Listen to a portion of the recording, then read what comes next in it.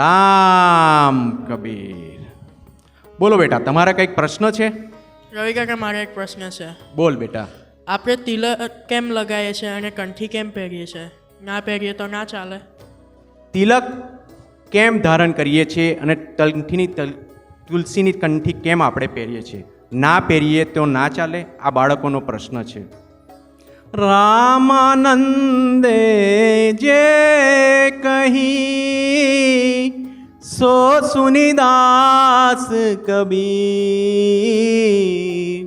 સો સદગુરુ કહે જીવના ભજ સીતાપતિ રઘુવીર, સો સદગુરુ કહે જીવના ભજ સીતાપતિ રઘુવીર. તિલક અને તુલસી આપણે પહેરવા જોઈએ. જીવનજી મહારાજે આપણને 4 એલિમેન્ટ આપ્યા: તિલક, તુલસી, રામ નામ અને સત્સંગ. હવે મારો એક તમને પ્રશ્ન છે કે તમારા કેટલા પાસે ડ્રાઇવિંગ લાયસન્સ છે? તો તમે જાતે કહી શકો છો કે હું દિશા છું, દિયા છું કે ગોપી છું, રાઈટ? તમે બોલી શકો ને કોઈને પૂછે તો તમે જણાવી શકો છો. પરંતુ તમારા આઈડી કેમ બતાવવું પડે છે? વિધાઉટ આઈડી તમને કોઈ ઓળખી શકતું નથી, રાઈટ? કે તું જયરાજ છે, તું કહીશ કે હું જયરાજ છું તો તને કોઈ ઓળખે નહીં, પણ તું આઈડી બતાવીશ તો તને ઓળખશે. તેવી જ રીતે જીવનજી મહારાજે આપણને આ તિલક અને તુલસી એક આઈડી આપી. વી આર વૈષ્ણવ. વૈષ્ણવ તરીકે આપણને આ આઈડી આપી.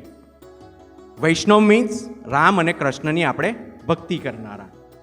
સો ધેટ્સ તિલક અને તુલસી આપણી આઈડી છે, માટે આપણે તિલક તુલસી ધારણ કરીએ છીએ. મને બી એક ક્વેશ્ચન. યસ બેટા, બોલ ને. આ ચેક કોણ કરશે? Who's gonna check it? આ તિલક અને તુલસી ચેક કોણ કરે છે, રાઈટ? કે પોલીસ તમારે આઈડી તો ચેક કરે છે, રાઈટ? એવી રીતે આ તિલક તુલસી રોજ તો તમે પહેરો છો, કોઈ ચેક નથી કરતું. તમારી આઈડી રોજ તમારે કોઈ ચેક નથી કરતું, રાઈટ? તો આપણે તિલક તુલસી રોજ જ પહેરવી જોઈએ. કોઈક દિવસ તો કોઈક ચેક કરશે. એનો જવાબ પણ જીવનજી મહારાજે આપેલો છે. હવે આ જ પ્રશ્નનો જવાબ જો તમારે જાણવો હોય તો ચાલો મારી સાથે ન્યૂ જર્સી, જ્યાં આપણા સંત સમાનો પૂર્ણ મનોરથ મહોત્સવ થઈ રહ્યો છે.